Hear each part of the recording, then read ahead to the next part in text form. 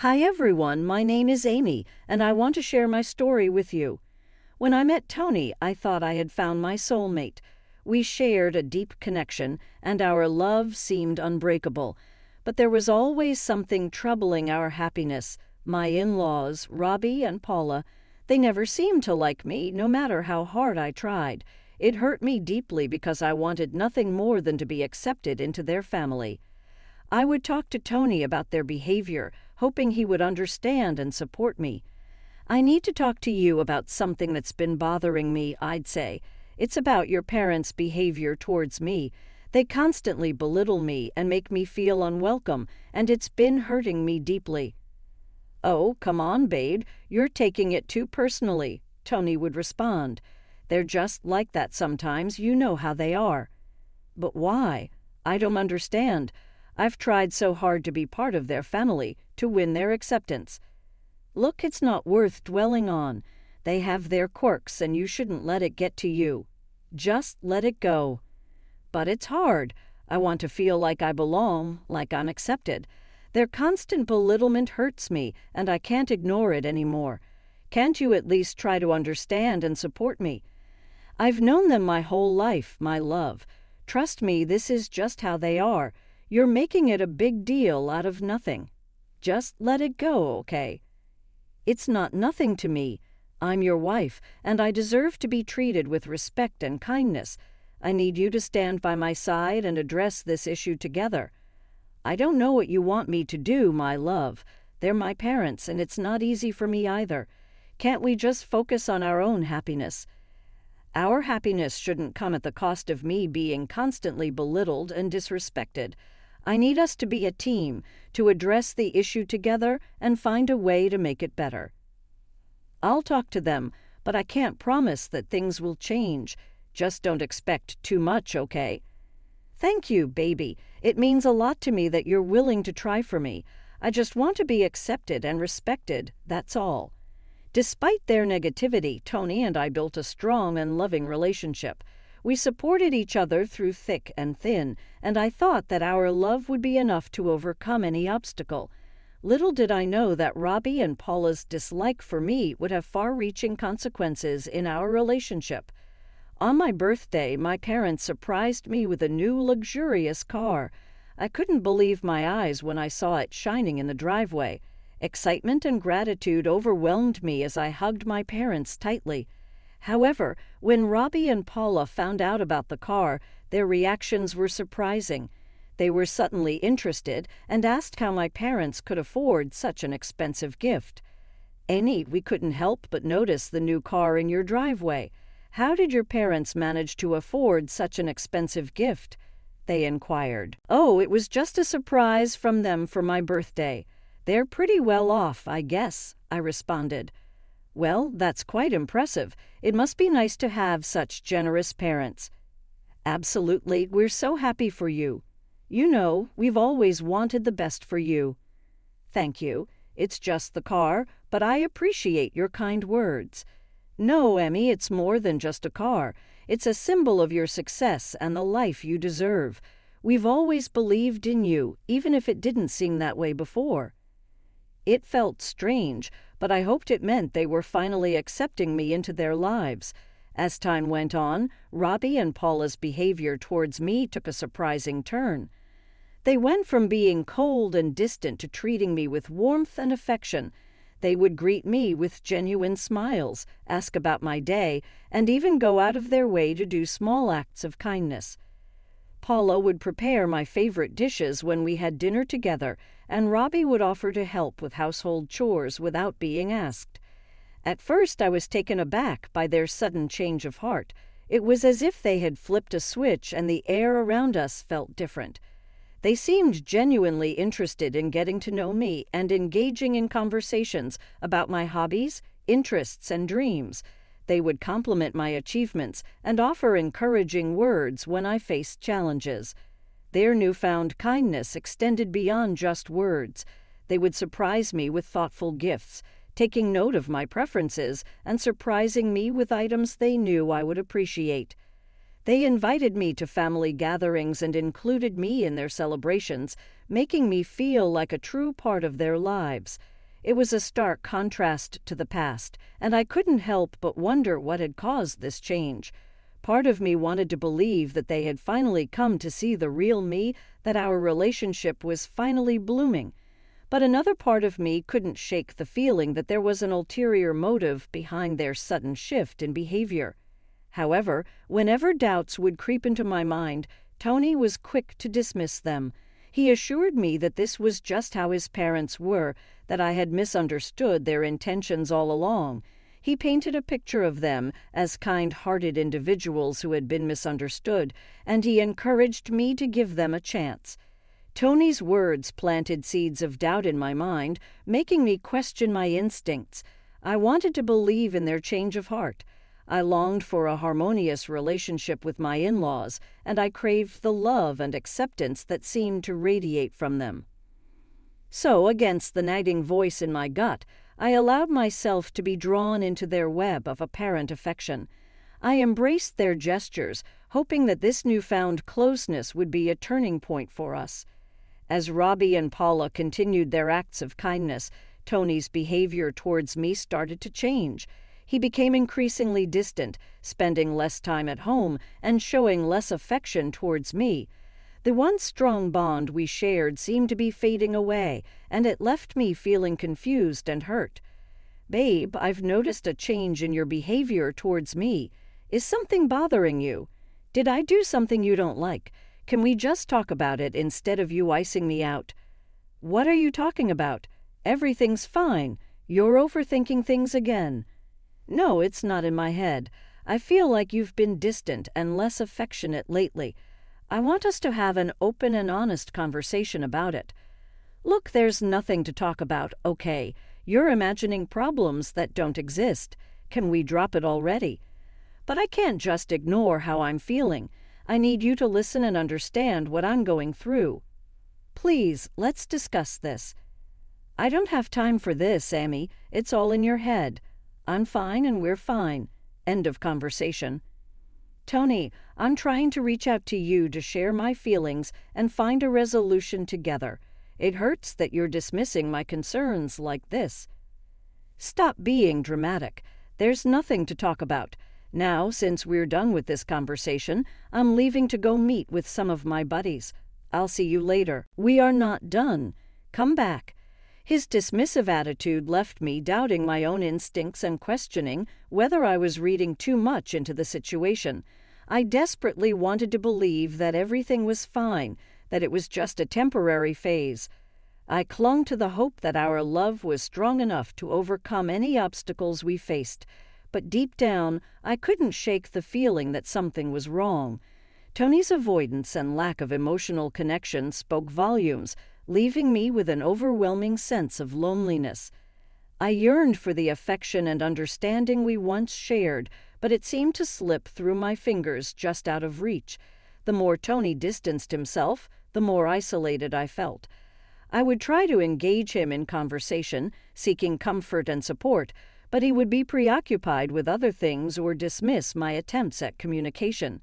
It was as if a wall had been erected between us, and I couldn't break through, no matter how hard I tried.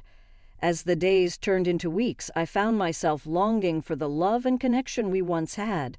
I wanted him to confide in me, to share his struggles and fears, but he remained tight-lipped, shutting me out of his world. It was a devastating blow to my heart, leaving me feeling abandoned and unimportant. One day, Robbie and Paula came to our house to visit me. After a couple of minutes of idle chit-chatting, Paula and Robbie looked at each other. I asked them if everything was all right. "Is everything all right? Do you need me to get you guys something to eat?" No, we came here to talk to you about something." "Oh, tell me, what's wrong?" "Well, we're in a tough situation right now with our current flat. Our landlord increased our rent, and it's becoming too expensive for us to afford. Yeah, it's putting a strain on our finances. We were wondering if you'd be willing to help us out." "Oh, I'm sorry to hear that. Inflation and greed tend to make you struggle a lot. Don't worry, I could help you with a few months' rent while you find a more affordable place." "Well, actually, we were thinking about something bigger. What if you could help us buy a house?" "Oh, buying a house is a big commitment. I don't know if I'm comfortable with that. Let me discuss it with Tony and think it over." "It's okay, Amy. Take your time to consider it. We appreciate you even considering our request." At that moment, I began connecting the dots about their nice behavior towards me. I slowly realized that they may have been buttering me up so that they could ask me to buy them a house.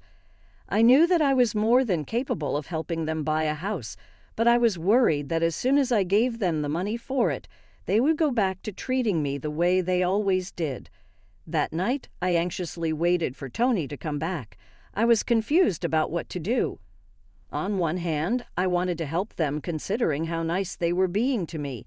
At the same time, I had this nagging gut feeling that something was not right. When Tony got home, I brought up his parents' visit over dinner. "I've been thinking about your parents' request, and I have to be honest with you. I'm apprehensive about sending them money for a house. I'm worried about the risks involved, and I don't want to put myself in a vulnerable position." "Amy, they're my parents, and they're struggling. We should help them. This is what families do for each other." "Well, yeah, but I can't ignore my gut feeling. I've seen how they treated me in the past, and I'm afraid they'll go back to their mean ways once I transfer them the money." "You're being selfish. They're in a difficult situation, and we have the means to help them. It's the right thing to do." "Well, you know what? If you feel so strongly about it, then maybe you should be the one to help them.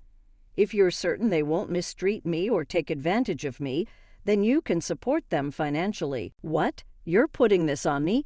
They're my parents, but we're a team, Amy. We're in this together." "Right. I haven't been feeling like we're a team for a while now. I'm going to bed. Good night." I locked myself in our bedroom, leaving him to spend the night on the couch. Emotions overwhelmed me, ranging from sadness to anger, as I realized that the man I loved had chosen his parents over our relationship. The next morning, I woke up to a surprise. Tony had prepared breakfast, hoping to make amends for his behavior. "What's all of this? Breakfast smells delicious. I'm sorry about last night. I shouldn't have dismissed your concerns. What happened, babe? Why were you acting that way?" "My parents have been pressuring me for months to help them out financially. They've been relentless, and it's been weighing on me. I wasn't in a position to help, and I felt embarrassed to ask for your assistance, so I distanced myself." "You don't have to face this alone. We're a team, remember. We can find a solution together." "I know, my love. I'm sorry for shutting you out. I was overwhelmed by their nagging, and it clouded my judgment. It's okay. We can figure this out. Let's sit down and talk about how we can help your parents without compromising our stability." I finally understood his distant behavior. We decided to move forward together, and I chose to help Robbie and Paula.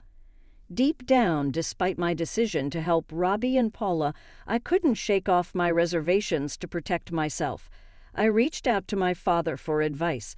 He suggested a safeguard using my credit card for the transaction. This way, I would have a whole month to reverse the payment if anything went wrong.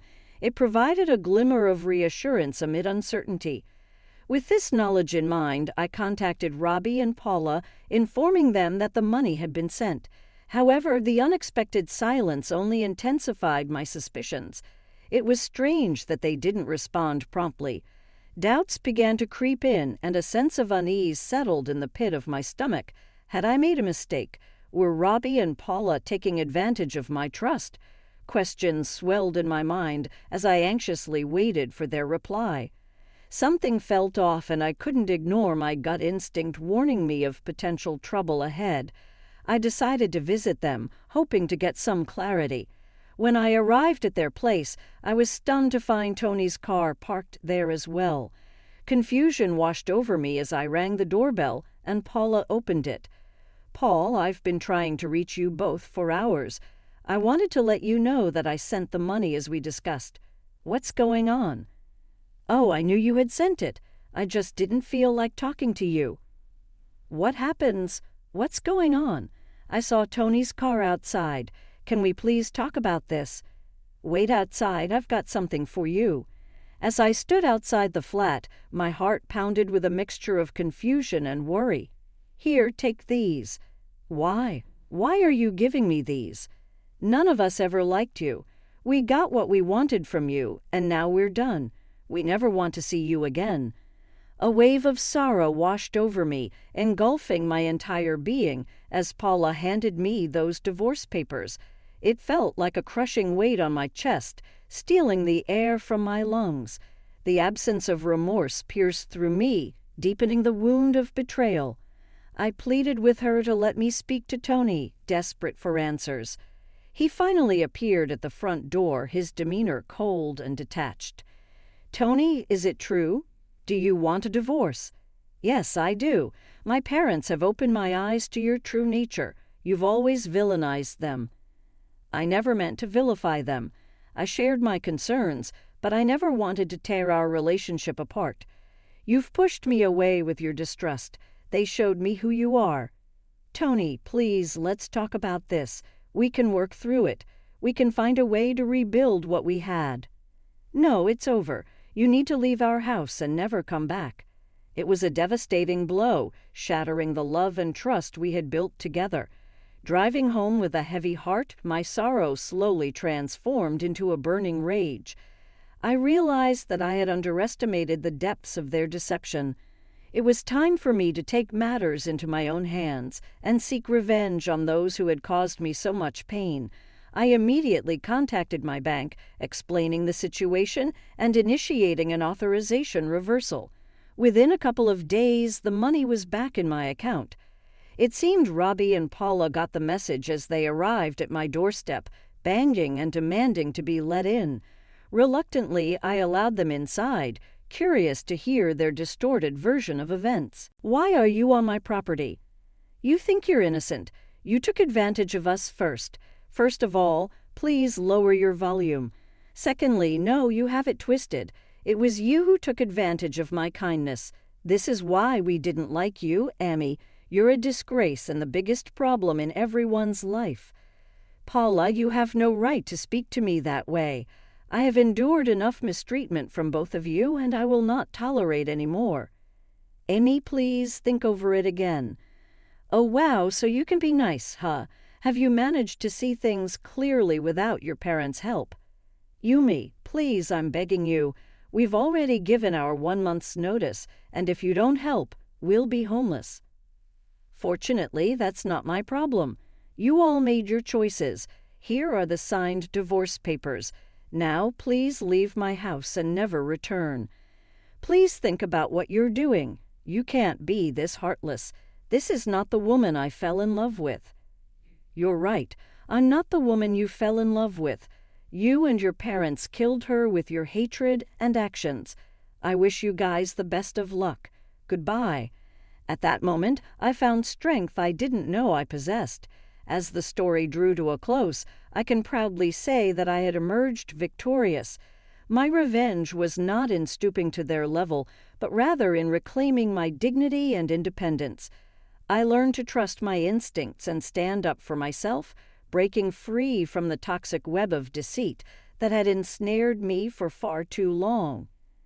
In the end, I found solace in knowing that I had the power to rise above their betrayal. Life has a funny way of teaching us lessons, and this experience taught me the importance of self-worth and resilience. I moved forward, leaving behind a painful chapter and embracing a future filled with newfound strength and determination.